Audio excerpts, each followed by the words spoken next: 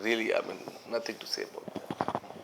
एक सर ज्वाला देवी के बारे में आप जानते होंगे, जिसमें निरंतर आग जलती रहती है, उसका क्या कंसेप्ट है इस पर वो भी रखना देखिए, चाहूँगा। ज्वाला देवी का एक बहुत दिव्य मंदिर है और ये हिमाचल प्रदेश में कांगड़ा में स्थित है।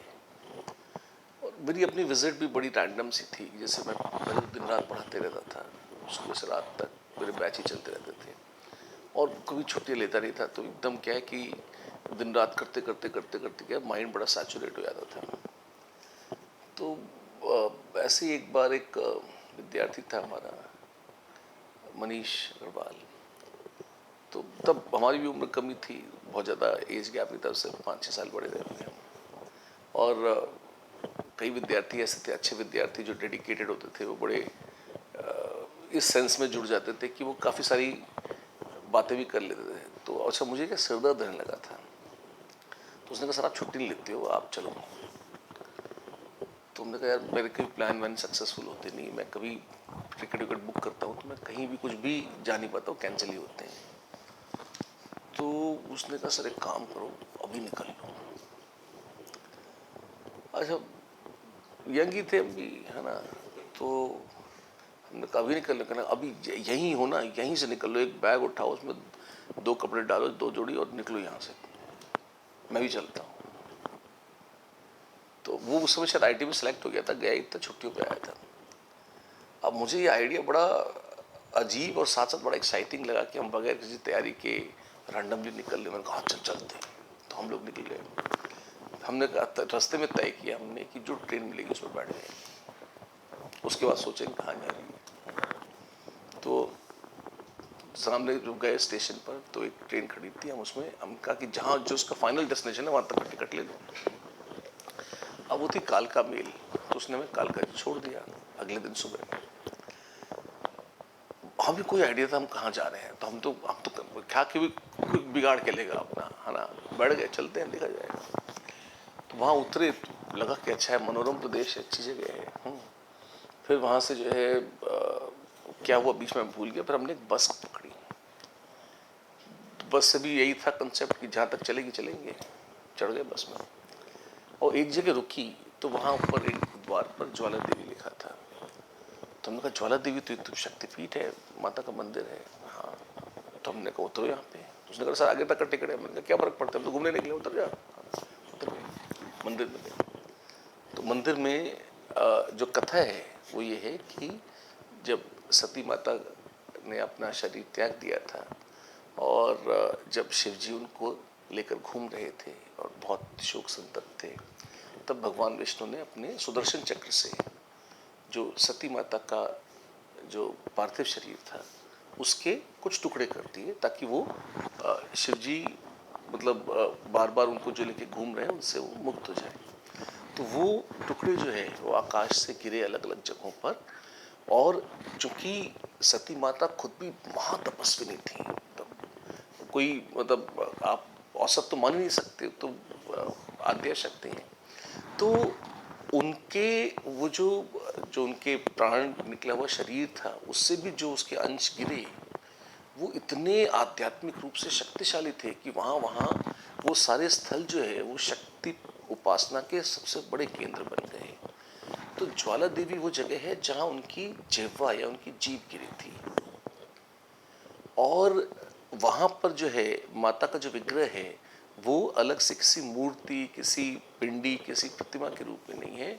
वहाँ पर वो ज्वालाओं के रूप में है कि पत्थरों के बीच से कुछ ज्वालाएं प्रकट हैं जो निरंतर चलती रहती हैं। बड़ी मदद दी है इस बारे में कि अकबर ने इन पर बहुत सारा पानी डलवा के इनको बुझाने की कोशिश करी, क्योंकि मुगलों को तो बड़ा शौक था कि आपको बेइज्जत करने के लिए सारे आपके मंदिर तोड़ें और सब मूर्तियों का अपमान करें। अब वहाँ तो पूरा पर्वत है, पर्वत को तो क्या तोड़ेंगे पागलपंथी में। ज्वालाएं निकल रही, कोई कोई प्रतिमा होती तो तोड़ देते, वहाँ तो ज्वालाएं निकल रही हैं। उनके ऊपर उन्होंने तवे रखवाए, बहुत सारे ठुकवाए लोहे से कि भैया ज्वालाएं निकल रही, बंद हो जाएं। लेकिन वो ज्वालाएं जलती नहीं, जैसे थी चल रही थी। तो फिर उनको लगा कि ये उनके हैसियत के बाहर की बात है, तो फिर वो पीछे हट गए। करते क्या, मतलब कर क्या लेते, वो और कर ही कुछ नहीं सकते थे। ऐसा स्थल, ऐसी कथा ज्वाला देवी के साथ जुड़ी हुई है। मेरा अपना अनुभव ये था कि बहुत सुंदर स्थल है और वहाँ गए, बैठे। इतना तो मुझे स्मरण नहीं है क्या क्या किया। अच्छा, मैं बहुत कर्मकांडी व्यक्ति नहीं हूँ।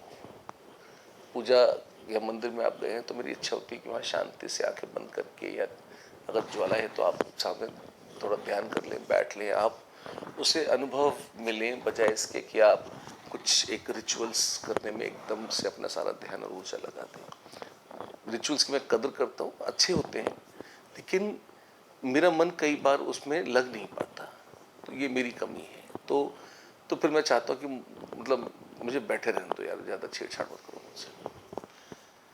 एक चीज़ मैं ज़रूर कहना चाहूँगा हिंदू मंदिरों के बारे में कि मंदिर बहुत दुर्दशा में प्राप्त हैं। मंदिरों के आसपास का जो माहौल होता है यार, साफ तो कर लो। सफाई में भी भगवान रहते हैं। अपने ही मंदिर को गंदा कर रहे हो, अगरबत्ती निकालते हो, उसका छिलका वहीं डाल देते हो, उसकी पॉलिथीन फेंक देते हो वहाँ पे। तो मंदिर में पूजा करने आए हो या उसको सड़ाने आए हो? वैष्णो माता की हम चढ़ाई चढ़ रहे थे, लोग पेप्सी पी के उसका डब्बा फेंक देते हैं। तुम माता के मंदिर में आए हो, तो माता का मंदिर क्या सिर्फ वहाँ वहीं पर ऊपर जहाँ मंदिर है वहीं है? वो तो पूरी पहाड़ी ही है ना, तो पवित्र क्षेत्र है। तो कूड़ा तो मत फेंको यार उस पहाड़ पर, कम से कम इतनी तो तमीज रखो। पर्यटन के लिए थोड़े आए हो। तो ये जो भावना है ना, ये हमारे लोगों में बहुत कम है। फिर रास्ते में दुकानें पड़ती हैं, दुकानों में अश्लील गाने तो मत बजाओ यार।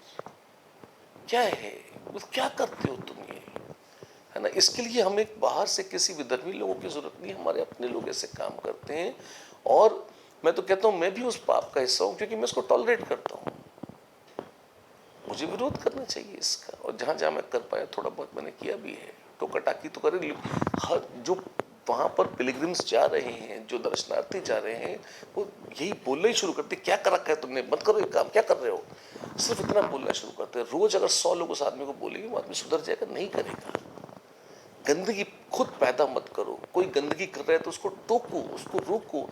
ये तुम्हारा धार्मिक स्थल है, उसको मत सड़ाओ और उसको बहुत मॉडर्नाइज करो, मतलब के नाम पे साफ कर लो। यहाँ तक ठीक है, कहीं पत्थर अच्छा लगा दिया ठीक है, पर बहुत ज़्यादा बिजली के पंखे, एसी, लाइट, कूलर कोई ज़रूरत नहीं है लगाने की। माता पहाड़ पे जाकर बैठी हैं इसीलिए क्योंकि उनको ठंडक है वहाँ, ठीक ठाक, है ना? तो तुम अपनी सुविधा के लिए एसी लगा रहे हो। तो कभी हमारे मंदिरों में कहीं पंखे, कूलर, एसी नहीं लगते हैं। वहाँ पे इलेक्ट्रिक वायरिंग नहीं होती है ना? वो मंदिर की प्रणाली भी नहीं है। तो पुराने मंदिरों की पवित्रता को कायम रखें, उन्हें पर्यटन का स्थल न बनाएं।